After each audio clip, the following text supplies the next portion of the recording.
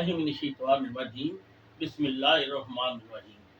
میں چودھری شاہد نواز کاسمس نیوز کے ساتھ اسلام آباد۔ آج کی تازہ ترین خبریں۔ آزادی اظہار کی آڑ میں ناموس رسالت صلی اللہ علیہ وآلہ وسلم میں گستاخی 1.5 ارب مسلمانوں کی دل آزاری ہوتی ہے۔ مسلمان ممالک نے مغرب کو اپنے احساسات اور جذبات سے آگاہ کرنے کے لیے ٹھوس کوششیں نہیں کی۔ وزیر اعظم پاکستان کی OIC سفراء سے بات چیت۔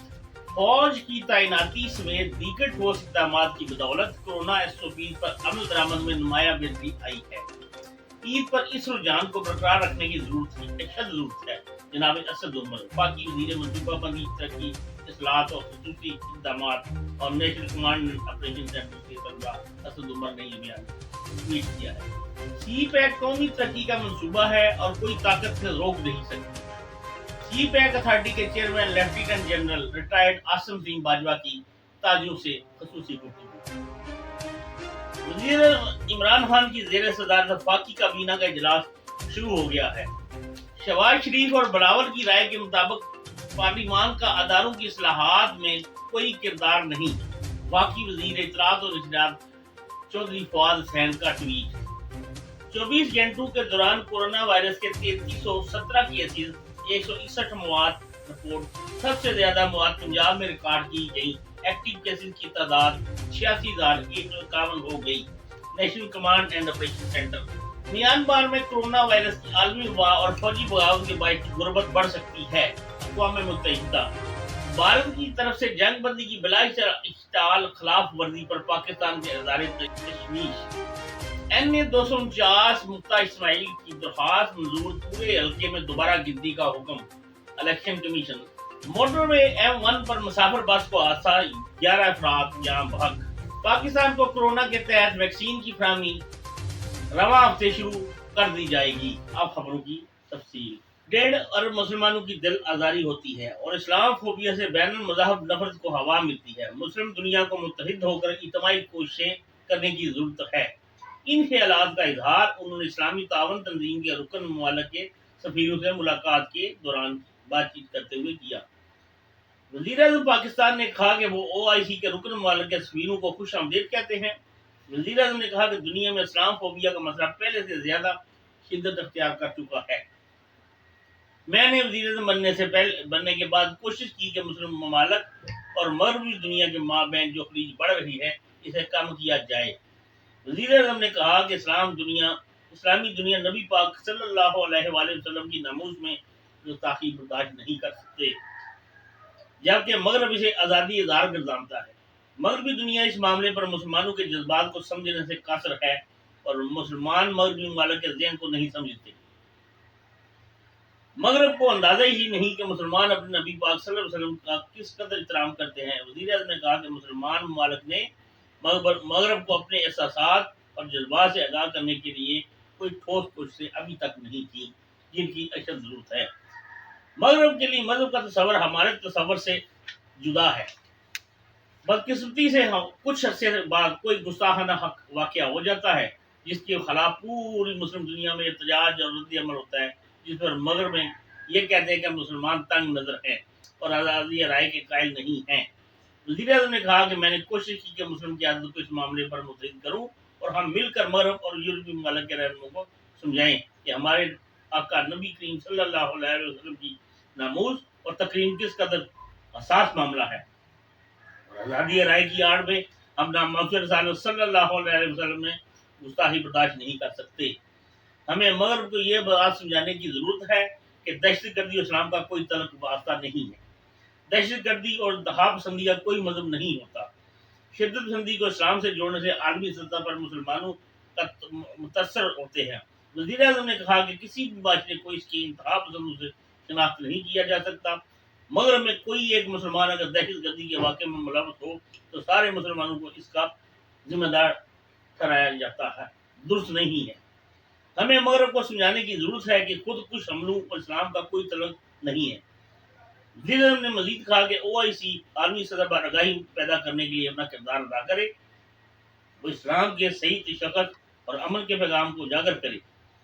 وزیر اعظم نے کہا کہ پاکستان بین المذاہب ہم آہنگی کے لیے کوششیں کر رہا ہے. اسلام فوبیا سے بین المذاہبی منافرت کو ہوا ملتی ہے اور تہذیبوں کے درمیان افہام و تفہیم کو نقصان پہنچتا ہے. اسلامی ممالک کے تحریروں نے اسلام فوبیا کے خلاف وزیر اعظم کی کارکوں کا خیر مقدم بھی کیا. وفاقی وزیر منصوبہ بندی، ترقی، اصلاحات اور خصوصی اقدامات اور national command and operation centre کے سربراہ اسد عمر نے کہا ہے کہ فوج کی تعیناتی سمیت دیگر ٹھوس اقدامات کی بدولت کورونا سے بچاؤ کے لیے ایس او پیز پر عمل درآمد میں نمایاں بہتری آئی ہے. منگل کو اپنے ٹویٹ میں انہوں نے کہا کہ قومی سطح پر ایس او پیز پر عمل درآمد کی شرح 25 اپریل کو 34% تھی، جو 3 مئی کو بڑھ کر 68% ہو گئی ہے. انہوں نے کہا فوج کی تعیناتی اور مضبوط نفاذ سے ایس او پیز پر عمل درآمد بہتر ہوا.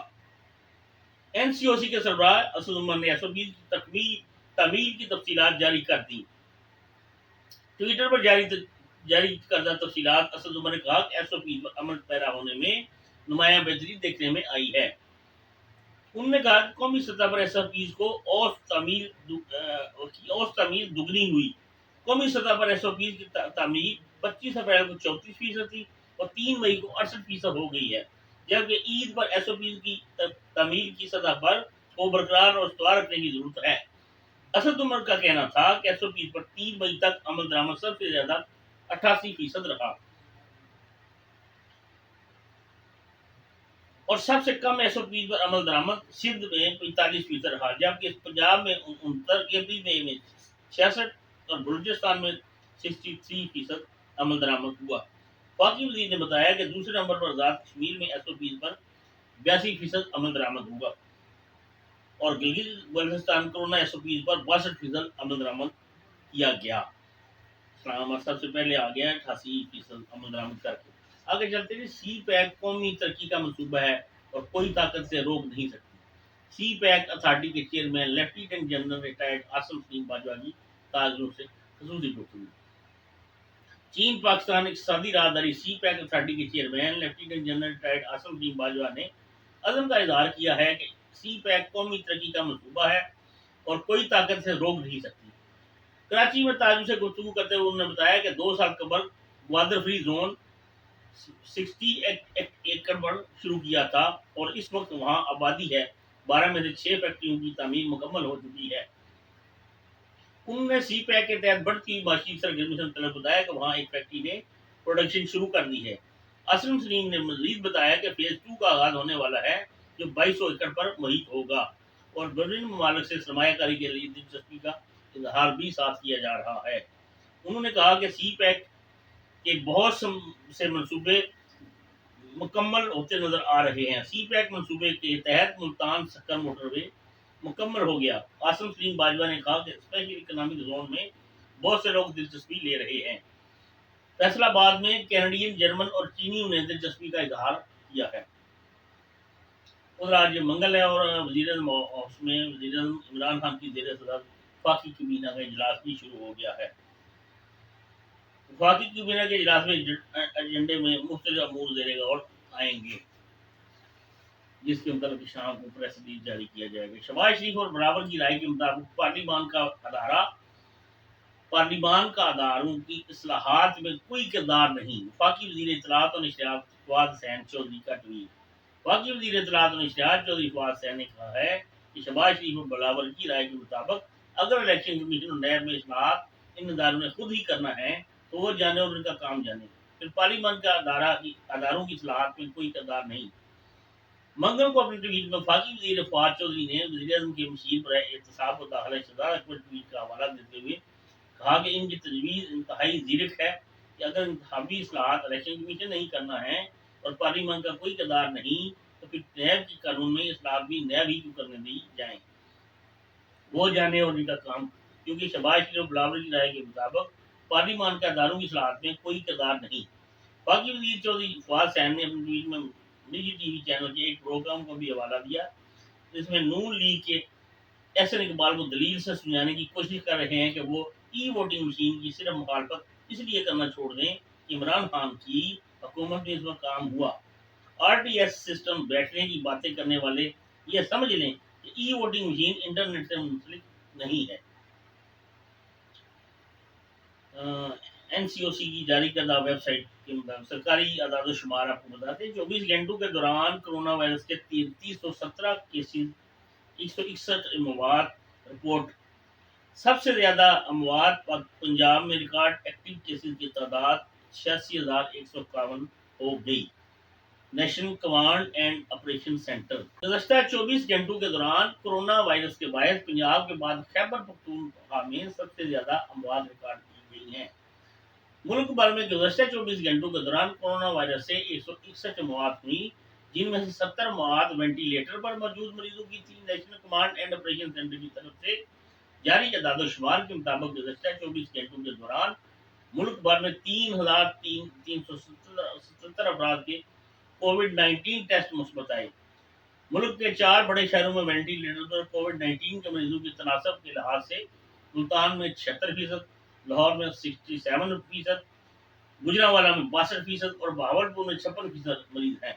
اسی طرح سے ملک کے 4 بڑے شہروں میں آکسیجن کی سہولیات والے بستروں پر کورونا کے مثبت کیسز کی تناسب کے لحاظ سے پشاور 63%، سوابی میں 67%، لاہور میں 56%، سوات میں 66% مریض ہیں.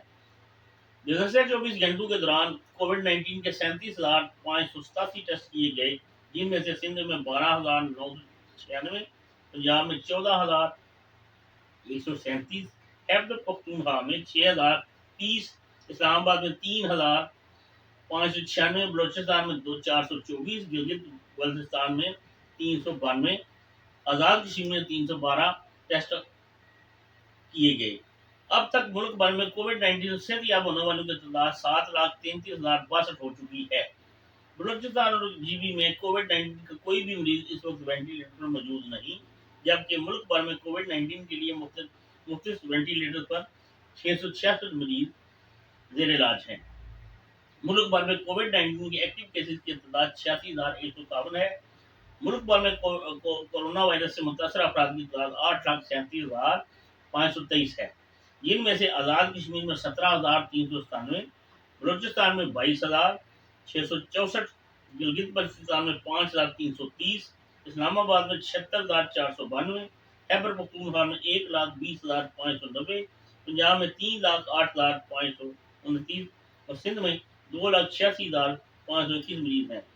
ملک بھر میں کووڈ 19 سے جاں بحق ہونے والوں کی تعداد 18,310 ہے، جس میں سے سندھ میں 4,678 افراد موت کی وادی میں چلے گئے. جب گزشتہ 24 گھنٹوں کے دوران 10 مریض اسپتالوں میں جبکہ ایک مریض گھر میں قرنطینہ کے دوران اس وائرس سے جاں بحق ہوا. پنجاب میں 8,683 اموات، جبکہ گزشتہ 24 گھنٹوں کے دوران 91 مریض اسپتالوں میں اور 20 مریض گھروں میں قرنطینہ کے دوران اس وائرس سے جاں بحق ہوئے. خیبر پختونخوا میں 3,423، جبکہ گزشتہ 24 گھنٹوں کے دوران 31 مریض اسپتالوں میں اس وائرس سے جاں بحق ہوئے. اسلام آباد میں کل تعداد 693، جبکہ گزشتہ 24 گھنٹوں کے دوران 2 مریض اسپتالوں میں اس وائرس سے جاں بحق ہوئے. جی بی میں 107، آزاد کشمیر میں 487، گزشتہ 24 گھنٹوں کے 4 مریض اسپتالوں میں اس وائرس سے جاں بحق ہو چکے ہیں. اب تک ملک بھر میں کووڈ 19 کے 1,19,65,682 ٹیسٹ کیے جا چکے ہیں. ملک بھر میں کووڈ 19 کے علاج کے لیے مختص 631 اسپتالوں میں سے 6,464 مریض زیر علاج ہیں.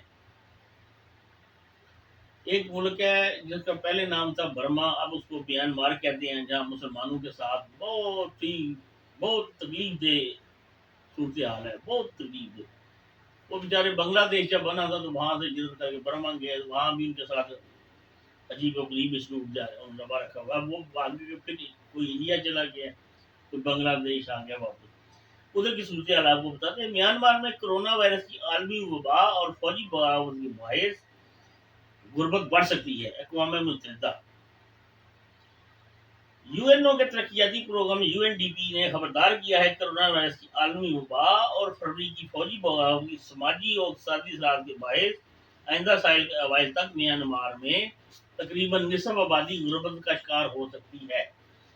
اقوام متحدہ کی جاری کردہ رپورٹ میں کہا گیا ہے کہ عالمی وبا کے پھیلاؤ کی وجہ سے زراعت اور ماہی گیری سمیت کئی صنعتی شعبوں میں آمدنی کم ہو رہی ہے، جبکہ فوجی بغاوت کے بعد حکومتی اعانت ناکافی ہونے کی وجہ سے اقتصادی بدحالی میں تیزی آئی ہے. اقوام متحدہ کے ترقیاتی پروگرام کا کہنا ہے کہ تقریباً 1 کروڑ 20 لاکھ افراد غربت کا شکار ہو سکتے ہیں۔ رپورٹ میں مزید کہا گیا ہے کہ اس کے نتیجے میں امکان ہے کہ 2022 کے اوائل تک 2 کروڑ 50 لاکھ افراد یعنی میانمار کی تقریباً نصف آبادی قومی غربت کی حد سے نیچے گزار رہی ہوگی۔ 2017 میں ملک میں غربت کی شرح کم ہو کر 28.4% ہو گئی تھی۔ بھارت کی طرف سے جنگ بندی کی بلاشتہ خلاف ورزی پر پاکستان کے اظہار تشویش۔ پاکستان نے گزشتہ روز پیر کی صبح بھارتی بارڈر سیکورٹی فورس کے اہلکاروں کی طرف سے دانستہ طور پر ورکنگ باؤنڈری عبور کر کے پاکستان کی چارواں سیکٹر میں جنگ بندی کی بلاشتہ خلاف ورزی پر سخت تشویش کا اظہار کیا ہے۔ چارواں سیکٹر بھارت کے غیر قانونی زیر قبضہ جموں کشمیر کے جموں سیکٹر کے بالکل سامنے واقع ہے۔ کشمیر میڈیا سروس کے مطابق اسلام آباد میں بھارتی ہائی کمیشن کو جاری کیے گئے مراسلے میں پاکستان کی وزارت خارجہ نے کہا ہے کہ مقبوضہ جموں کشمیر کے جموں سیکٹر میں واقع بھارتی بی ایس ایف کی چوکی کے اہلکار نے بلا اختیار پاکستان کے چارواں سیکٹر میں چھوٹے ہتھیاروں کے 3 راؤنڈ اور 60 ملی میٹر کے 4 مارٹر بم فائر کیے۔ مراسلے میں کہا گیا کہ یہ واقعہ اس وقت پیش آیا جب 3 ٹریکٹروں پر سوار 15 بی ایس ایف اہلکار ورکنگ باؤنڈری عبور کر کے پاکستان کے علاقے میں داخل ہوئے۔ جب پاکستان رینجر کے جوانوں نے بی ایس ایف اہلکاروں کو تیز سائرنوں اور سیٹیوں کے ذریعے واپس بھیجنے کی کوشش کی تو انہوں نے بلا اشتعال چھوٹے ہتھیاروں اور مارٹر توپوں کے ذریعے پاکستانی چوکی پر فائرنگ شروع کر دی۔ مراسلے میں مزید کہا گیا کہ جموں سیکٹر پر واقع بی ایس ایف پوسٹ نے پاکستانی چوکی پر سنائپر گن کے ذریعے بھی فائرنگ کی تاکہ کسی پاکستانی جوان کو شہید یا زخمی کیا جا سکے۔ وزارت خارجہ نے کہا کہ انہیں مزید حیرانی اس بات کی ہے کہ یہ خلاف ورزی اس وقت ہوئی جب بھارتی ذرائع ابلاغ پاکستان میں جنگ بندی کی خلاف ورزی کا پراپوگنڈا کر رہے ہیں۔ جب بھارتی ذرائع ابلاغ میں چلنے والی خبروں میں جنگ بندی کی خلاف ورزی کا الزام پاکستان پر عائد کیا جا رہا تھا، دفتر خارجہ نے کہا کہ بھارتی بی ایس ایف اہلکار نے ایل او سی اور ورکنگ باؤنڈری پر اس عمل کو سبوتاژ کرنے کے ارادے کے ساتھ ورکنگ باؤنڈری کو عبور کی اور مارٹر گولے سے فائر کر کے جارحانہ رویے کا مظاہرہ کیا۔ ایک الیکشن ہوا تھا چند دن پہلے کراچی میں، حلقہ 249 جہاں سے مفتا اسماعیل صاحب ہار گئے تھے، تو اس وقت بڑا شور تھا جی 2 سال کے میں جیتا ہوں پھر ہار گیا۔ آج الیکشن کمیشن نے ان کی درخواست پر ایکشن لیتے ہوئے پورے حلقے میں دوبارہ گنتی کا حکم صادر فرمایا ہے۔ چیف الیکشن کمیشن سکندر سلطان راجہ کی سربراہی میں 4 رکنی بینچ نے مفتا اسماعیل کی دوبارہ گنتی کی درخواست پر سماعت کی، جس سلسلے میں پیپل پارٹی کی طرف سے لطیف کوسا اور نون لیگ کی طرف سے سلمان اکرم راجہ پیش ہوئے اور دلائل دیے۔ اس کے علاوہ مسلم لیگ نون کے امیدوار مفتا اسماعیل، مریم اورنگزیب، مصدق ملک اور محمد زبیر کمیشن میں پیش ہوئے، جبکہ پیپل پارٹی کی امیدوار قادر مندوہل، سعید غنی، نیر حسین بہاری اور فاروق راج نائک کمیشن کے سامنے آئے۔ مسلم نون کے وکیل سلمان اکرم راجہ نے سماعت کے دوران فارم 45 کمیشن کے سامنے پیش کیا اور کہا کہ دستخط شدہ فارم 45 ہر پولنگ ایجنٹ کو دینا لازمی ہے۔ 167 پولنگ اسٹیشن پر فارم 45 کسی پولنگ ایجنٹ کے دستخط نہیں۔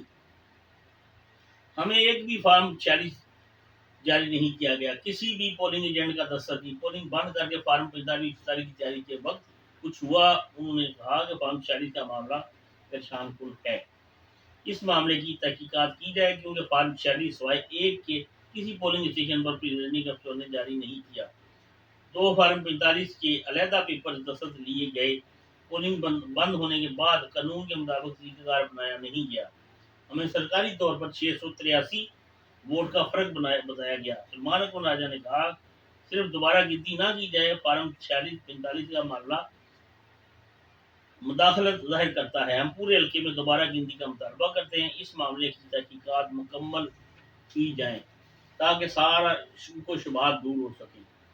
اگر چلتے ہیں موٹر وے M1 پر مسافر بس کو حادثہ، 11 افراد جاں بحق۔ موٹر وے M1 پر مسافر بس حادثے کا شکار ہو گئی جس کے نتیجے میں 11 افراد جاں بحق ہو گئے۔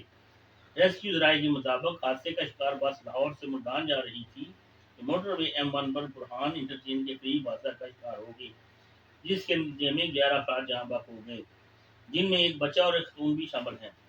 ریسکیو ذرائع کا کہنا ہے کہ حادثے کی اطلاع ملتے ہی ریسکیو اہلکاروں نے موقع پر پہنچ کر فوری امدادی کارروائیاں شروع کی اور زخمیوں کو تحصیل ہیڈ کوارٹر اسپتال حسن امداد منتقل کر دیا گیا، جہاں پر بعض زخمی کی حالت تشویشناک بتائی جا رہی ہے۔ ذرائع نے بتایا کہ حادثے کے شدید زخمیوں کو راولپنڈی منتقل کر دیا گیا ہے۔ पाकिस्तान को कोवैक्स के तहत कोरोना वैक्सीन की फराहमी रवां हफ्ते शुरू होगी। ज़राए के मुताबिक पाकिस्तान को कोवैक्स के तहत पहली खेप 12 लाख वैक्सीन की खुराकें मिलेंगी और कोवैक्स के तहत कोरोना वैक्सीन की पहली खेप 7 मई को पाकिस्तान पहुंचेगी। कोवैक्स के तहत एस्ट्राज़ेनेका की 12 लाख खुराकें मिलेंगी और कोवैक्स पाकिस्तान की 20% आबादी को मुफ्त वैक्सीन फराहम करेगा। पाकिस्तान को कोरोना से मुतल्लक आलमी इत्तेहाद को कोवैक्स का रुकन है। पाकिस्तान बेचारा तो हर फोरम पे ये आवाज़ उठाता है। ये बैनुल-अक़वामी लोग ही हैं, ये पूरी दुनिया ही ऐसी है कि हमारे पाकिस्तान के लिए इनकी राय कोई मतलब नहीं। बड़े मुल्क देखे हैं, बड़ी दुनिया देखी है, तो यही देखा है कि पाकिस्तानियों के लिए अलहदा लाइन है और बाकी दुनिया के लिए अलहदा लाइन खींची गई है। अल्लाह करीम हमारे मुल्क पर रहम फरमाए, हमें आपस में इत्तेफाक, मोहब्बत, प्यार दे। बड़े बाबरकत दिन है आजकल। सुबह उठा करें, नमाज पढ़ा करें, अल्लाह और रसूल के सामने पेश होकर अपनी गलती कोताहियों का इतराफ़ किया करें, अपने वालिदैन की खिदमत करें। अल्लाह पाक का आपका अमीन नासर हो। पाकिस्तान जिंदाबाद।